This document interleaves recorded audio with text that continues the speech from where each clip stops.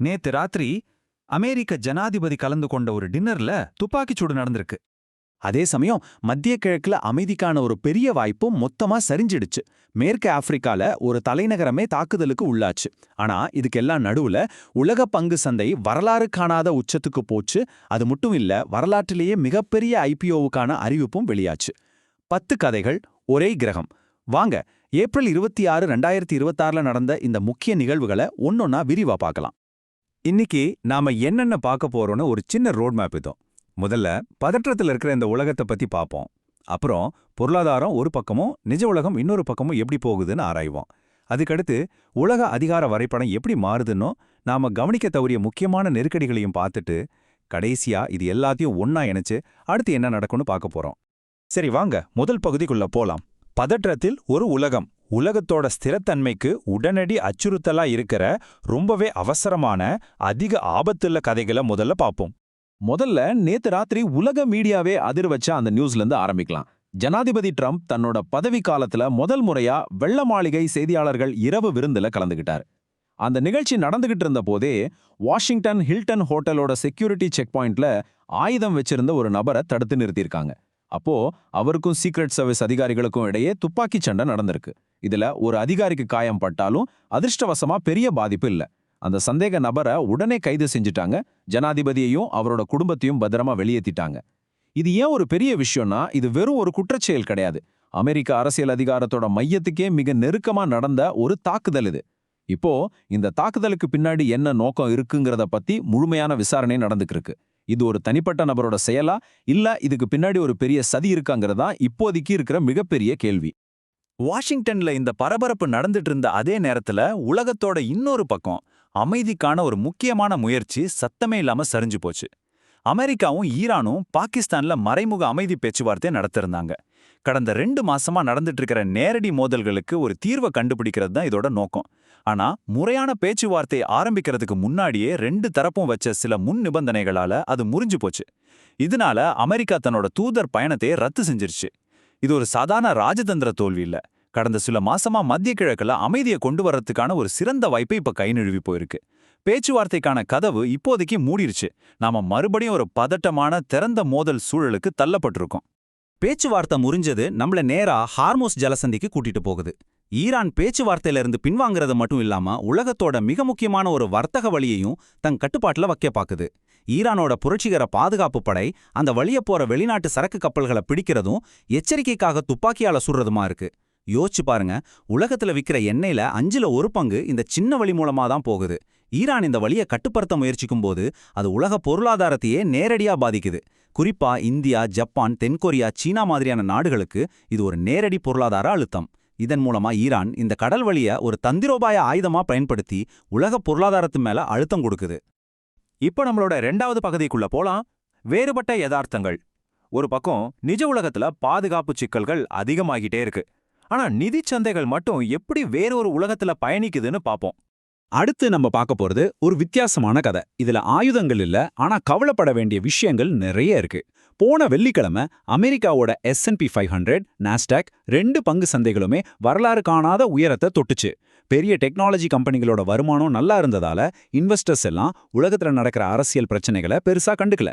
ஆனா நிஜ உலகத்துல என்ன நடக்குது? ஈரான் போர் அபாயம், ஹார்முஸ் ஜலசந்தியில பதற்றம், மேற்கு ஆப்பிரிக்கால பாதுகாப்பு நெருக்கடின்னு பிரச்சனைகள் வரிசை கட்டு நிக்குது. நிபுணர்கள் இத வேறுபாட்டு அபாயம், அதாவது டைவர்ஜென்ஸ் ரிஸ்க்னு சொல்றாங்க.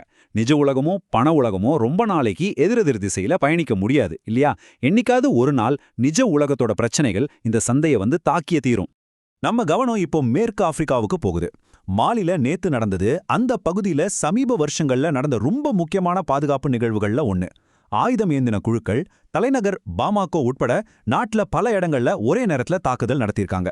சர்வதேச ஏர்போர்ட் பக்கத்துல துப்பாக்கி சண்டை நடந்திருக்கு. விமான சேவைகளை நிறுத்தி ஊரடங்கு உத்தரவு போட்டிருக்காங்க.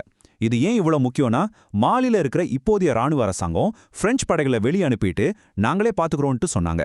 நேற்று நடந்த தாக்குதல் அவங்களோட தந்த திறமைய ஒரு பெரிய கேள்விக்குள்ளாக்கியிருக்கு. மாலில நிலைமை மோசமானா அது சஹேல் பகுதி முழுசையும் பாதிக்கும். அது மட்டும் இல்லாம தங்கம், யுரேனியம் மாதிரியான முக்கியமான வளங்களோட சப்ளையையும் பாதிக்க வாய்ப்பு இருக்கு. மறுபடியும் அமெரிக்காவுக்கு வருவோம். ஆனா இந்த முறை ஒரு நுட்பமான கதை. ஆனா இதோட தாக்கம் ரொம்ப பெருசு. அமெரிக்காவோட சென்ட்ரல் பேங்கான ஃபெடரல் ரிசர்வ் தலைவர் ஜெரோம் பவல் மேல இருந்த கிரிமினல் விசாரணைய நீதித்துறை முடிச்சுக்கிட்டதை அறிவிச்சிருக்கு. இது பார்க்க நல்ல நியூஸ் மாதிரி தெரியலாம், ஆனா இதுக்கு பின்னாடி ஒரு அரசியல் இருக்கு. இந்த விசாரணை முடிஞ்சதால ட்ரம்ப் நிர்வாகம் தனக்கு விருப்பமான ஒருத்தரை அந்த பதவிக்கு கொண்டு வரதுக்கு வழி திறந்திருக்குன்னு சொல்றாங்க. அரசியல் தலையீடு இல்லாம ஒரு நாட்டுடைய சென்ட்ரல் பேங்க் சுதந்திரமா செயல்படுறது உலக பொருளாதார ஸ்திரத்தன்மைக்கு ரொம்ப ரொம்ப முக்கியம். அந்த சுதந்திரம் கேள்விக்குள்ளாக்கப்படும் போது அது உலகளாவிய நிதி அமைப்புக்கே ஆபத்து. இது மெதுவா ஆரம்பிக்கிற பிரச்சனையா இருந்தாலும் இதோட விளைவுகள் ரொம்ப கடுமையா இருக்கும். நம்மளோட 3வது பகுதிக்கு வந்தாச்சு. அதிகாரம் வரைபடம் மாறுகிறது. ஐரோப்பிய அரசியல்லையும் சரி, புதுசா ஆரம்பிச்சிருக்கிற விண்வெளி போட்டியிலையும் சரி நடந்திருக்கிற பெரிய மாற்றங்களை இப்போ நாம பாப்போம்.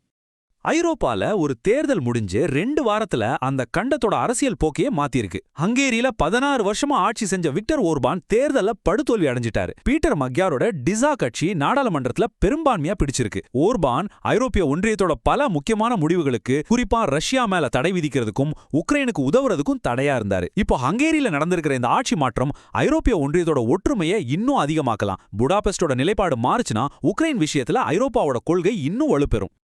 இப்போ இந்த வருஷத்தோட ஒருவேளை மிகப்பெரிய பிசினஸ் நியூஸ் இதுவா தான் இருக்கும். எலான் மஸ்கோட ஸ்பேஸ்எக்ஸ் கம்பெனி பொது பங்கு வெளியீடுக்கு, அதாவது ஐபிஓக்கு அதிகாரப்பூர்வமா அப்ளை பண்ணியிருக்காங்க. இதோட மதிப்பு சுமார் 1.5 $1.75 ட்ரில்லியன் வரைக்கும் இருக்கலான்னு மதிப்பிடுறாங்க. இது உலக வரலாற்றிலே மிகப்பெரிய ஐபிஓகள்ல ஒன்னா இருக்கும். இதுக்கு முன்னாடி அரசாங்கங்களோட ஏகபோகமா இருந்த விண்வெளித்துறை இப்போ தனியார் கைகளுக்கு போறதோட ஒரு பெரிய சின்னம் இது. ஸ்பேஸ்எக்ஸ் ஒரு பப்ளிக் கம்பெனியா மாறும்போது விண்வெளி உள்கட்டமைப்பு, செயற்கைக்கோள், இன்டர்நெட்னு பல துறைகள்ல இனிமே பெரிய தனியார் முதலீடுகள் வர ஆரம்பிக்கும். நம்மளோட 4வது பகுதி அமைதியான மோதல்கள், உரத்த சின்னங்கள்.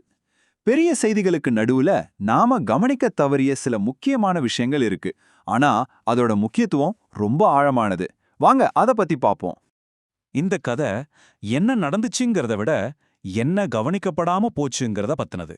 உலகத்தோட கவனம் வெள்ளை மாளிகை, ஈரான், மாலன்னு சிதறி கிடந்தப்போ உக்ரைன்ல போர் ஓயல. ரஷ்யா டினிப்ரோ நகரத்து மேல ஒரு பெரிய ஏவுகணை மற்றும் ட்ரோன் தாக்குதல் நடத்துச்சு. இதுல குறைஞ்சது 4 பேர் இறந்துட்டாங்க, பல பேர் காயமடைஞ்சிருக்காங்க. இது எதை நமக்கு காட்டுதுன்னா, உலகத்தோட கவனம் வேற பக்கம் திரும்பும்போது போர் நின்னுடுறதில்ல, அது செய்திகள்ல இருந்து மறைஞ்சிடுது. போர் செய்திகள்ல இருந்து மறையும் போது அந்த போருக்கு ஆதரவளிக்கிற அரசியல் விருப்பமும் குறைய ஆரம்பிக்கும். இது ரஷ்யாவுக்கு நல்லா தெரியும். கடைசியா ஒரு விசித்திரமான ஆனா குறியீட்டு முக்கியத்துவம் வாய்ந்த ஒரு நிகழ்வு. மன்னர் சார்லஸ் தனக்கு முடிசூட்டினதுக்கு அப்புறம் முதல் முறையா அரசு முறை பயணமா அமெரிக்காவுக்கு வர்றாரு. அமெரிக்காவோட 250வது வருஷ கொண்டாட்டத்துக்காக இந்த பயணம் திட்டமிடப்பட்டது. ஆனா அவர் வர்ற நேரம் தான் ரொம்ப அசாதாரணமா இருக்கு. யோசிச்சு பாருங்க, ஜனாதிபதி டின்னர்ல துப்பாக்கிச்சூடு, மத்திய கிழக்குல போர் மேகம், இப்படி ஒரு சூழல்ல தான் அவர் வர்றாரு. இதனால இந்த விசிட்டம் ஒரு சாதாரண நிகழ்வா இல்லாம அமெரிக்காவுக்கும் இங்கிலாந்துக்கும் இடையில இருக்கிற சிறப்பு உறவை சோதிக்கிற ஒரு களமாவே மாறியிருக்கு. சரி, இப்ப கொஞ்சம் பின்னாடி வந்து இந்த 10 கதைகளையும் ஒரு பெரிய படமா பார்ப்போம். தனித்தனியா பார்க்கும்போது இது வெவ்வேறு பிரச்சனைகள் மாதிரி தெரியலாம். ஆனா உண்மையில இது எல்லாமே ஒன்னோட ஒன்னு சம்பந்தப்பட்டதுதான். ராணுவ பாதுகாப்பு, ராஜதந்திரம், நிதி சந்தைகள், எரிசக்தி, அரசியல்னு எல்லா பக்கமும் உலக அமைப்பு ஒரே நேரத்துல ஒரு பெரிய அழுத்தத்தை சந்திச்சிட்டு இருக்கு. இந்த 10 கதைகளும் உலக அமைப்பின் மீதான 10 வெவ்வேறு சோதனைகள். வெள்ளை மாளிகை சம்பவம், அமெரிக்காவோட உள்நாட்டு பாதுகாப்பு எந்த அளவுக்கு உறுதியா இருக்குன்னு ஒரு சோதனை. ஈரான் பேச்சுவார்த்தை சரிவு, அமெரிக்காவோட ராஜதந்திர சக்திக்கு ஒரு சோதனை. ஹார்முஸ் நெருக்கடி, உலக வர்த்தகத்தோட பாதுகாப்புக்கு ஒரு சோதனை. சந்தைகளோட உயர்வு, நிதி உலகம் நிஜ உலகத்திலிருந்து விலகி நிக்குதாங்கிறதுக்கு ஒரு சோதனை. மாலி, ஒரு பிராந்தியத்தால தன்னையே பாதுகாத்துக்க முடியுமாங்கிறதுக்கு ஒரு சோதனை. ஃபெடரல் ரிசர்வ் கதை, மத்திய வங்கிகளோட சுதந்திரத்துக்கு ஒரு சோதனை. ஹங்கேரி, ஜனநாயகம் தன்னைத்தானே சரி செஞ்சுக்க முடியுமாங்கிறதுக்கு ஒரு சோதனை. ஸ்பேஸ் எக்ஸ், தனியார் மூலதனம் அரசாங்க சக்தியை மிஞ்சுதாங்கிறதுக்கு ஒரு சோதனை. உக்ரைன் போர், மேற்கத்திய நாடுகளோட கவனம் சிதறாம இருக்குமாங்கிறதுக்கு ஒரு சோதனை. கடைசியா மன்னர் சார்லஸ் விஜயம், பழைய கூட்டணிகளுக்கு இன்னும் மதிப்பு இருக்காங்கிறதுக்கு ஒரு சோதனை. 10 கதைகள், 10 சோதனைகள். ஆனா எல்லாத்துக்கும் அடியில இருக்கிற கேள்வி ஒண்ணுதான். இந்த உலக அமைப்பு இன்னும் தாக்கு பிடிக்குதா, இல்ல இதுதான் அதோட சரிவோட ஆரம்பமா? சரி, இறுதி பகுதிக்கு வந்தாச்சு. அடுத்து என்ன நடக்கும்? நாம எதெல்லாம் கவனமா பார்க்கணும்? வாங்க அடுத்த 48 மணி நேரத்துக்கான முக்கிய சிக்னல்களை பார்க்கலாம். அடுத்த சில நாட்கள்ல நாம கவனிக்க வேண்டிய சில முக்கியமான விஷயங்கள். முதல்ல, வெள்ளை மாளிகை துப்பாக்கிச்சூடு விசாரணை. இதுக்கு பின்னாடி அரசியல் நோக்கம் இருந்துச்சுன்னா கதை மொத்தமா மாறிடும். 2வது, ஹார்முஸ் ஜலசந்தி, அந்த வழி மூடப்பட்டா எண்ணெய் விலை உடனே ஏறும். திரும்ப திறந்தா அது பேச்சுவார்த்தைக்கான அறிகுறியா இருக்கலாம். மூணாவதா, ஃபெடரல் ரிசர்வ் தலைவர் பதவி பத்தி வெள்ள மாளிகையிலிருந்து வர்ற எந்த சிக்னலும் சந்தையை பாதிக்கும். கடைசியா, மாலியோட பாதுகாப்பு நிலைமையும் மன்னர் சார்லஸ் ட்ரம்ப் சந்திப்பு எப்படி அமையுதுங்கிறதும் ரொம்ப முக்கியம். 10 கதைகள் ஒரே நாள். ஒருவேளை 2026லயே இதுதான் ரொம்ப முக்கியமான ஒரு செய்தி சுழற்சியா இருக்கலாம். இந்த பகுப்பாய்வு உங்களுக்கு பிரயோஜனமா இருந்திருக்கும்னு நம்புறேன். இப்போ உங்களுக்கான கேள்வி, நாம பார்த்த இந்த 10 கதைகள்ல எது ரொம்ப காலத்துக்கு தாக்கத்தை ஏற்படுத்தும்னு நீங்க நினைக்கிறீங்க? மறக்காம கீழே கமெண்ட்ல சொல்லுங்க. அதிக வாக்குகள் வர்ற கதையை எடுத்து அது பத்தின ஒரு முழுமையான ஆழமான விளக்கத்தோட அடுத்த வாரம் சந்திக்கலாம். உங்க வாக்கு தான் அடுத்த காணொளியை தீர்மானிக்கும். தகவலோட இருங்க, விழிப்புணர்வோட இருங்க. அடுத்த காணொளியில சந்திப்போம்.